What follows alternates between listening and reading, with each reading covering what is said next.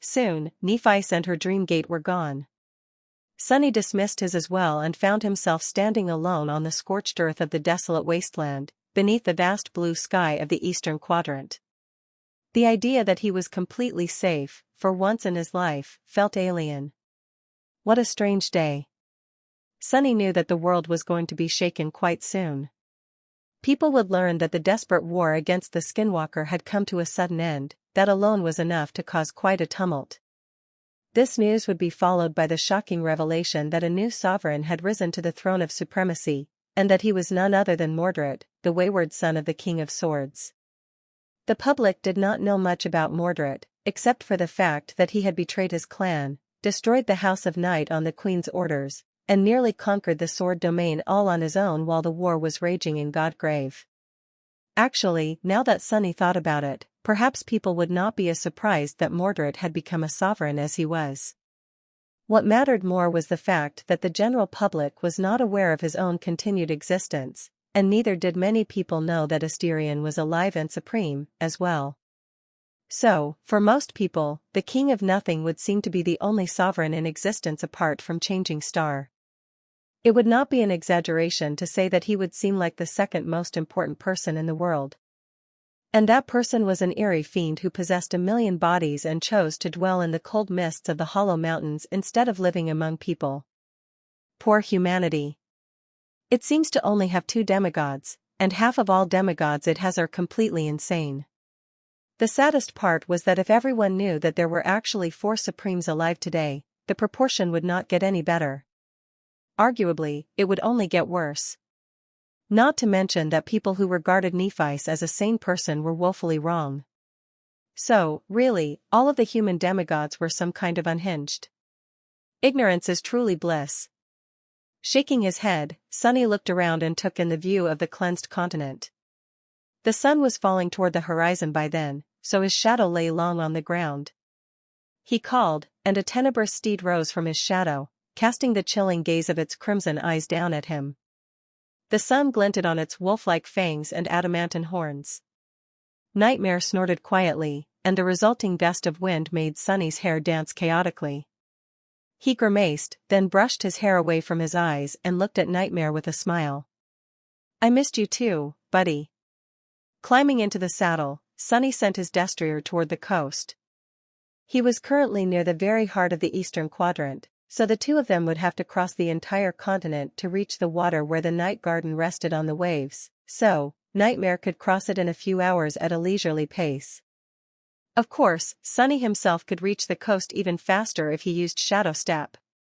However, he was not in a hurry. His other incarnations were already quite busy, but this one could take a well-deserved break.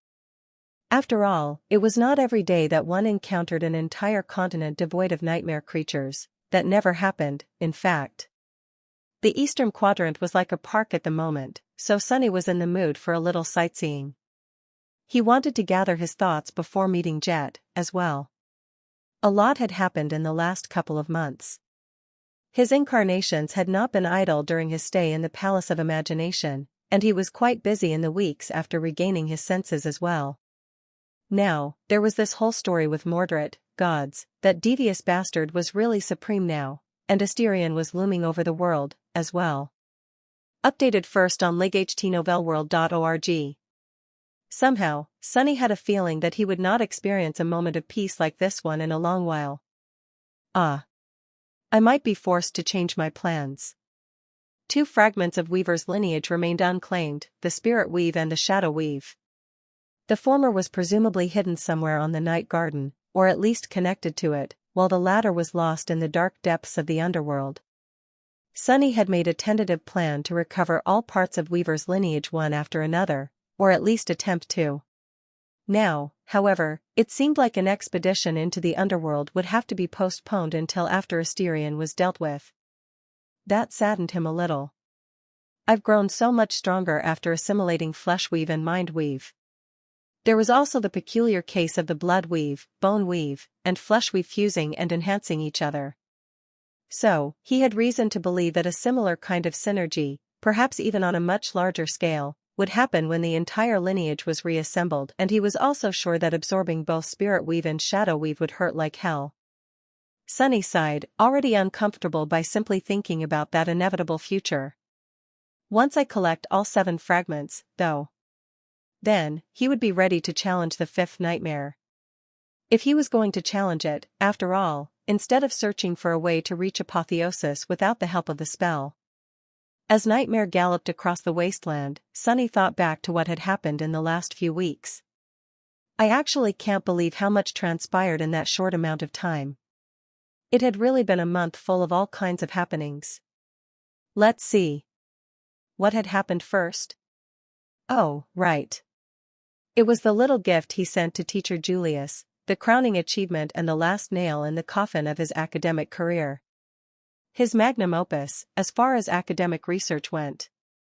While one of Sunny's incarnations was experiencing the strangest things in the palace of imagination, like PTVs that drove on tiny explosions and a whole city of people who had no idea what a nightmare creature was, the rest of him was busy with other endeavors. In fact, he had more free time than usual. That was because Slayer was still resting in the dark flames of his soul, evolving, so there was no need to fight her every week, and neither was there a need to recover from those brutal fights either. So, Sunny decided to do something he had been thinking about ever since returning from Ariel's game. He wanted to write a research paper, and not just any paper at that. Sunny wanted to write a paper to end all papers. The best and most comprehensive report on the history of the world, its inception, its end, and all the things that had happened since. After all, he was in a unique position. Sunny was the person who knew the most about the truth of things, the gods, the demons, the Nine, the Void, the Forgotten God. Most importantly, he knew the most about Weaver and the purpose of the nightmare spell. Of course, there were still gaps in his knowledge. Other people possessed pieces of knowledge that he did not, as well. The sovereigns, for example, had known much more than he did about certain things. Among them, Asterion probably knew secrets that Sunny could not even dream about. But nobody had such a structured and comprehensive knowledge of the framework that formed all of existence, as well as the main characters of history and the roles they had played. Knowledge was power, so it was no surprise that the sovereigns had hoarded their knowledge, refusing to share it with anyone. But Sunny was of a different mind. Nephi's was the same, or she would not have given her fateful speech about how Earth was doomed to be consumed by the dream realm. Since he possessed precious knowledge, he wanted to share it with the world. He had an obligation to let people learn as much as possible about the reality they lived in, not only because he knew how fervently those curious about the truth strived to quench their thirst for knowledge, but also because he wanted as many people to be as powerful as they could be. After all, Sunny was not the only person with a keen mind out there. If many people were armed with the knowledge he possessed, some of them would use it as ammunition to make their own discoveries and help humanity in their own way. That, in truth, was the greatest power humanity possessed, the ability to accumulate knowledge and, therefore, solve problems collectively.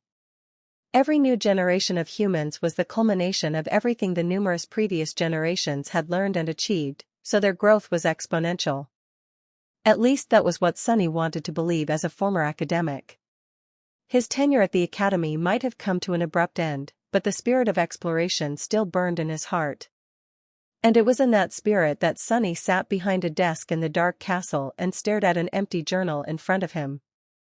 The journal in and of itself was a mythical artifact. That was because Sunny had been too lazy to go find writing paper and just manifested shadows into a semblance of one, making each sheet permanent. Then, he bound the white sheets with black thread and fashioned a leather cover from the hide of a nightmare creature he had slain in the burned forest. The ink was made from the material scavenged here on the forgotten shore. And since Sunny was now a demigod, everything he made was technically a mythical item. That said, he would have vastly preferred to just type the entire research paper on a communicator, but sadly, that would require writing it in the waking world, and while Sunny could very well spend some time there, it was never pleasant. So, with a sigh, he began writing by hand. The first thing he wrote was the title, of course, which was quite simple and to the point. On the first page of the journal, a few words appeared under his pen. The letters read, "The Exploration Report on Everything, by Nobody. Week." Many days later, having already received Mind Weave, Sunny did travel to the waking world, after all. The journal containing the exploration report felt heavy in his hand. He put all of the knowledge about the history and fate of the dream realm onto these pages. The exploration report on the tomb of Ariel concentrated on the nature of the Great River civilization and on the stories of weave told to him by Ananke, omitting the truths learned by him in the estuary. But this time, Sunny shared everything he knew. He wrote about the inception of the world, the gods and their forgotten sibling, the origin of the demons, the cause of the conflict between the demons and the gods, as well as the calamitous end of their war, Weaver, and the birth and purpose of the nightmare spell. He wrote about the 7 divine realms, as well, about how the dream realm came to be, how it consumed the mortal realms, how the nightmare spell infected the isolated divine realms one after another, and how they still ended up being swallowed by the growing realm of the forgotten god, with Earth, War Realm, being the last. And much more. So much more, in fact, that his hands still seemed to be hurting from holding the pen, and that's considering that he had manifested a few additional hands out of the shadows to hasten the process. In fact, Sunny had written 2 versions of the exploration report on everything instead of one. The first contained all that knowledge in its pure form. The second replaced the name of the forgotten god. Dream God, with a rune for someone, or something, unknown. That was because not just anyone could retain the forbidden knowledge about the forgotten god. Actually, few people could, and even for them, it was somewhat dangerous. Even mentioning his existence put a strain on the souls of living beings, because the world was still denying his existence. So, Sunny only intended to share the full version of his report with those of higher ranks. Now, all that remained was to deliver the fruit of his decade-long quest to uncover the truth into the hands of the public. Standing in front of the colossal gates, Sunny looked up and studied the familiar shape of a towering alloy wall. After so many years of having been away, he returned to the awakened academy. Sunny and Nephi's had stood on this exact spot 11 years ago, waiting for the gates of the academy to open for them. Well, it had been 11 years for the world, but a full dozen for them, considering the time spent in the tomb of Ariel. It was funny to think that they had not even known each other back then. They had not paid much attention to each other, either. Sunny had been busy thinking about the advice given to him by Jet during the drive from the police station, while Nephi was listening to music and looking at the walls of the academy with an aloof expression. They had just become sleepers. And now, 12 years later, they were both supreme. They were demigods wielding power so terrifying that the towering walls of the Academy, which had seemed impossible to breach once, were not even worth thinking about. Sunny and Nephi were capable of conquering all of Earth now, or destroying it, if they so wished. How times have changed. Sunny could not help but think about how much that short conversation with Jet had shaped his life. She had shared a few pieces of priceless wisdom with him back then, wisdom that she herself had earned by making mistakes and paying for each one with blood. Among other things, Sunny would have never chosen to dedicate his time at the academy to learning how to survive in the wilderness. He would have spent those few weeks training uselessly with a sword, instead. Then, he would not have had the knowledge to piece together the past of the forgotten shore, which was the start of it all. In fact, he would have drowned immediately after entering the dream realm on the winter solstice. It was teacher Julius, after all, who had insisted that Sunny learns how to swim. It is odd to think that my life could have ended so ingloriously all the way back then. A future sovereign died as a sleeper because he didn't know how to swim. That would have been quite a twist of fate. Shaking his head, Sunny looked at the gates of the academy. The sea of candles in front of them still burned. They had been placed there by those who hoped for Changing Star's safe return after the siege of the Crimson Spire, initially, but people continued to light new candles even now that Nephi was supreme and ruled the entire world.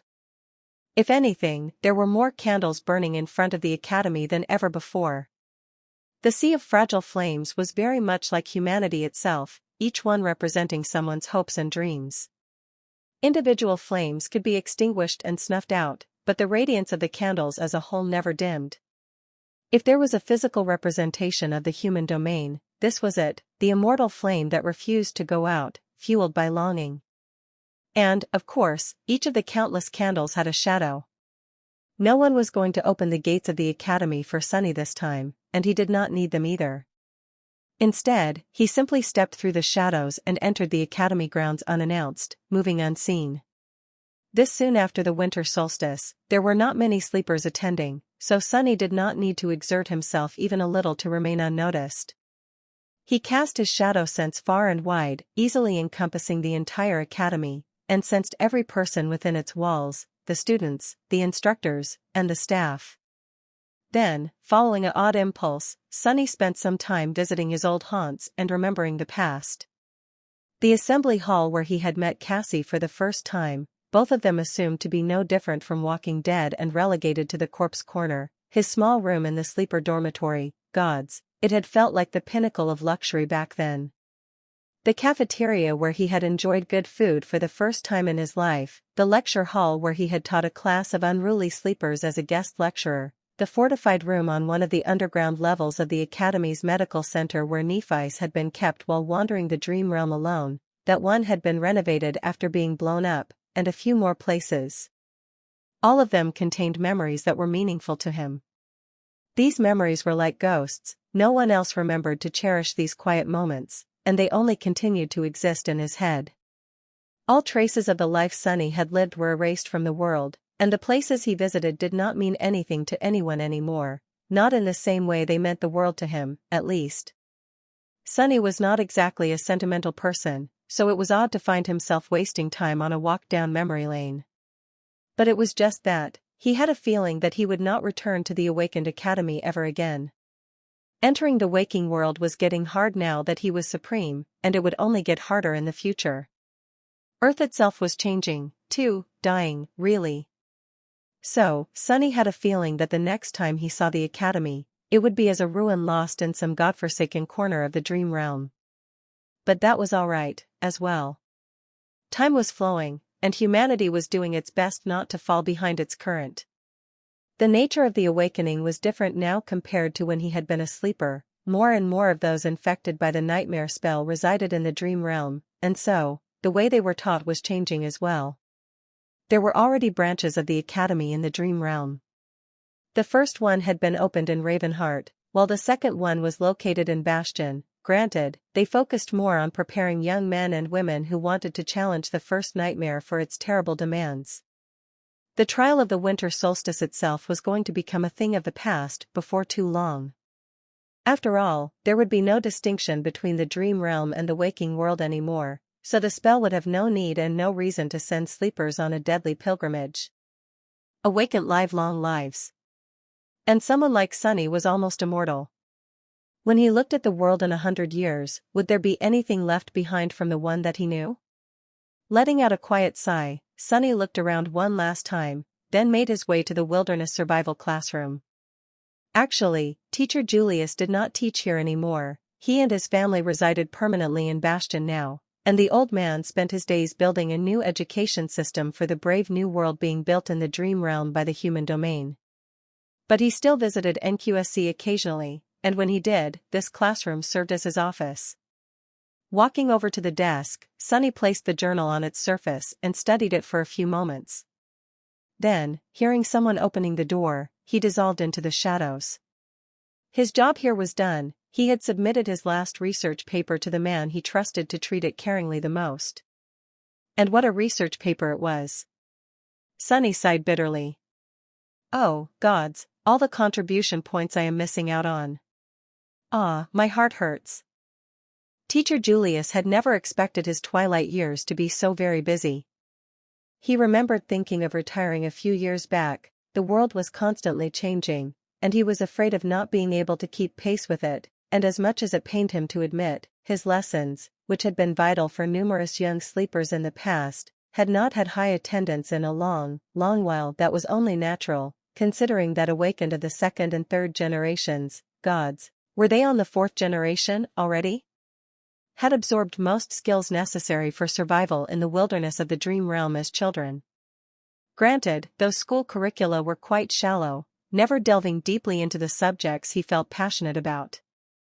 So, Julius had thought about hanging his hat. Who knew that he and his family would become so involved with building a brighter future for humanity on behalf of the new domain? His wife was doing important work helping refugees settle in Bastion, for example. Julius himself, meanwhile, had found himself in charge of developing an entire new education system for youths residing in the Dream Realm. There was so much he and the team of academics under his leadership had to consider, envision, and implement. After all, they not only needed to make sure that children taken to the Dream Realm learned everything they needed to know about that dangerous world and developed into competent adults, they also needed to make sure that children that would be born in the Dream Realm in the future did not forget their roots, inheriting the knowledge and culture of Earth. Which, apparently, was not long for this world. Soon enough, Earth would become a part of the Dream Realm, too, a fact that he was still trying to come to terms with. In any case, Julius had spent most of his time in Bastion, since that was where the governing institutions of humanity were slowly migrating. His life there was both eventful and meaningful, but he still enjoyed his rare visits to NQSC. After all, this was where he had spent most of his life, especially the familiar grounds of the Awakened Academy. Julius took his time walking along the paths of the Academy Park before entering the sleeper compound and making his way to his former classroom. This was where his NQSC office was now located, despite knowing how many calls and communications with valued colleagues who still resided on Earth awaited him. His gait was ginger and energetic, and he was humming a boisterous tune. Better finish everything quickly, get all the planned social engagements out of the way, and get back home. There was something new and exciting happening in Bastion every day. Not too long ago, young Bethany finally managed to launch her ambitious hydroelectric power plant. Now, a magical tramway was being built along the main thoroughfare, and there were numerous other things being created and invented as well. Julius did not want to miss anything. Sadly, he knew that many of his colleagues were quite stubborn and cantankerous. So, the scheduled meetings were probably going to run late, especially because his old academic rival, Sando, who was not as smug these days, but still a complete hack, would be participating in one of them. Let's see. It's almost time for the call with the Song Foundation, huh? What is that? Julius blinked a couple of times, which caused his bushy eyebrows to perform a complicated and slightly frightening dance there. On his table lay something that he did not recognize. It was a leather-bound journal that looked quite mundane, but emanated a daunting feeling of something uncanny, almost mystical. There was also a handwritten note placed near it, with neat cursive filling it. The paper was black, and the ink was silver-white. The note looked like a piece of the dark sky that someone had cut carelessly from the fabric of the night, taking the stars and starlight with it. Julius scratched the tip of his nose. Did I forget to lock the door? The Awakened Academy was a restricted area with heavy security, so no one was supposed to be able to enter his office unannounced. His curiosity won over his caution, though, well, of course, and Julius picked up the note after sitting behind the desk. His eyebrows climbed higher and higher as he read it. The neat handwriting read. Read first on *.org. Teacher Julius. You probably don't remember me, but I was once your student. Many years have passed since the days I attended the Awakened Academy, yet I always remember your lessons fondly. They are the reason I survived long enough to write you this note. As I grow older, I often reminisce about the past. Many things have changed, and I have changed as well. That, too, is a privilege I earned thanks to you. You promised to make me immortal on the first day we met. Please forgive your incompetent student, Teacher Julius. I am not quite immortal yet. But I am working on it. Meeting you was truly my great fortune.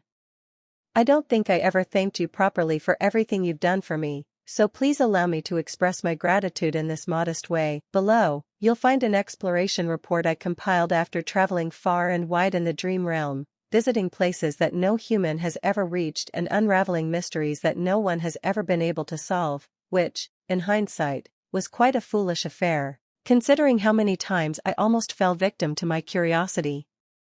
However, as Professor Abel used to say, humanity needs a bit of stupidity to survive.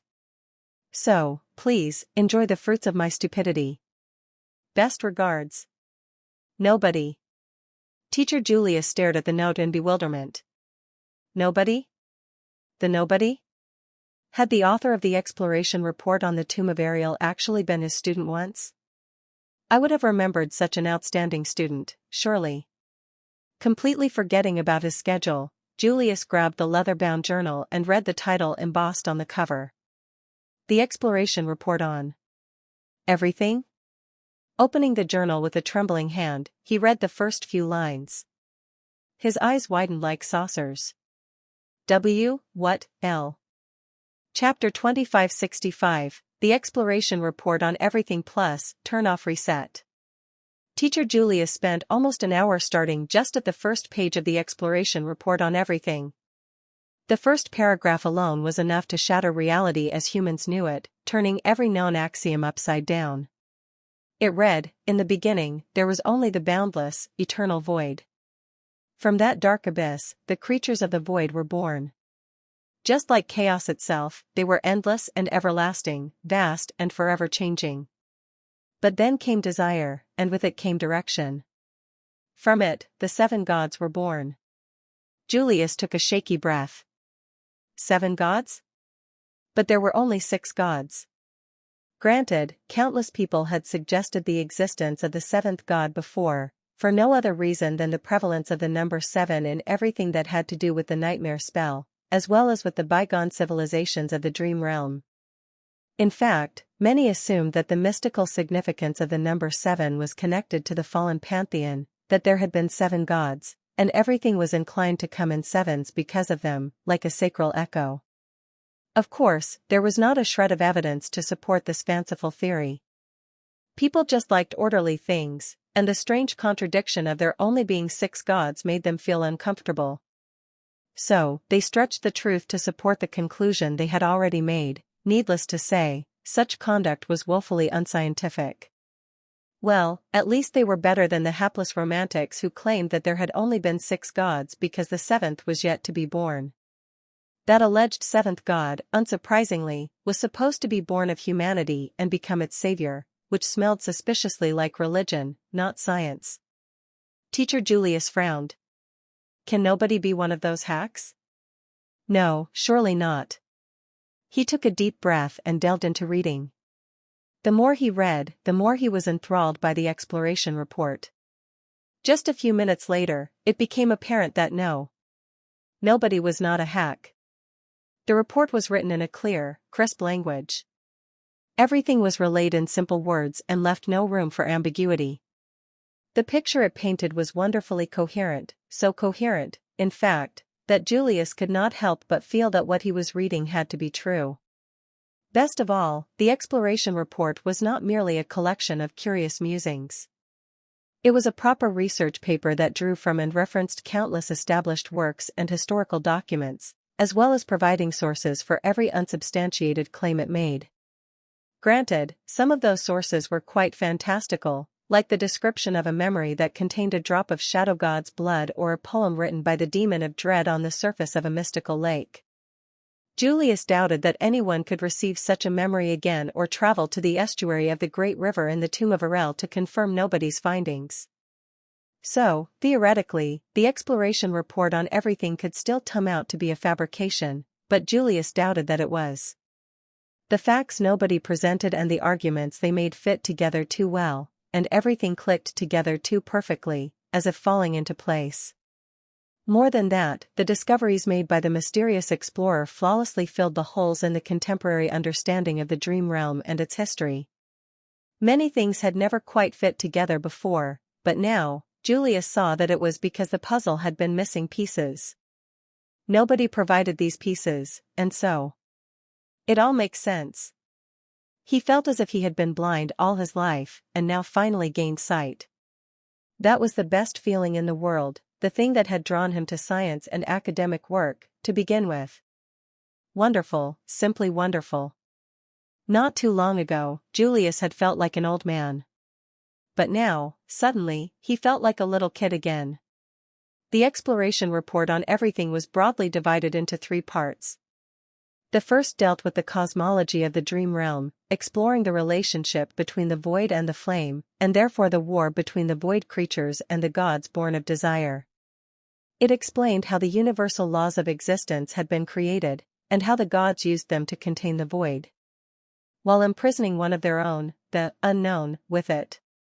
The second part was dedicated to the unknown and his 7 children, the demons.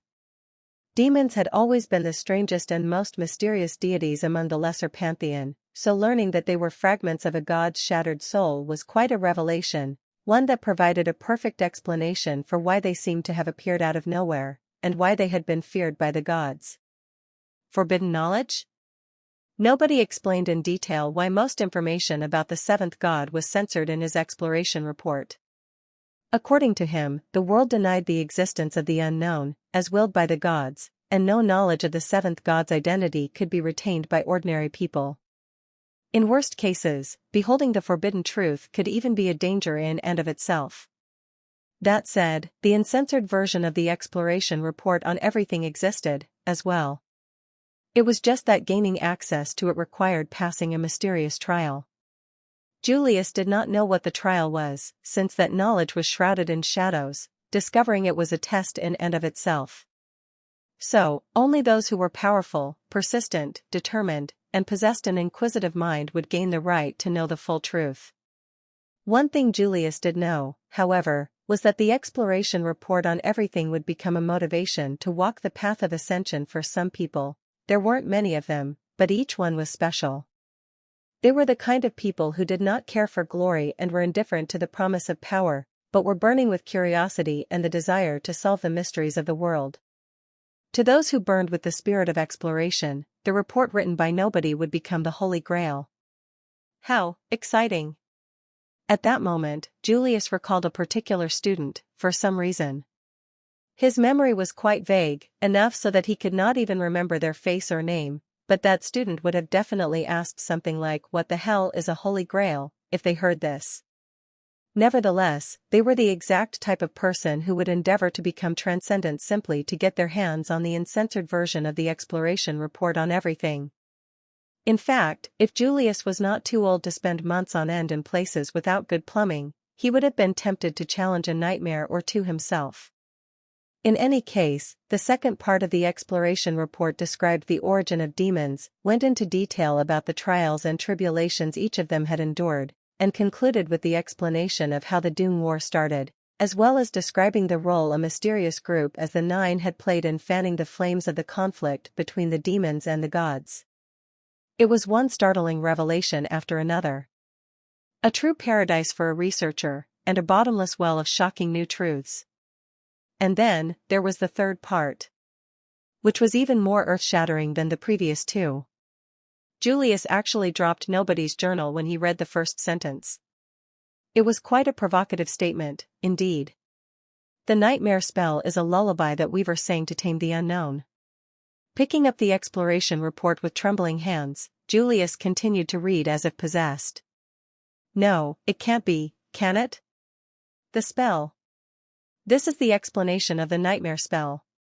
The third part of the exploration report on everything was dedicated to Weaver, the demon of fate, and the nightmare spell they had created, to lull the unknown to sleep and forge new gods to slay him. This was the most shocking collection of revelations written down by nobody, by far. The nightmare spell was the closest thing people had to a god. It governed all of the world, deciding fates as it saw fit. It was also the greatest secret in the world. But not anymore.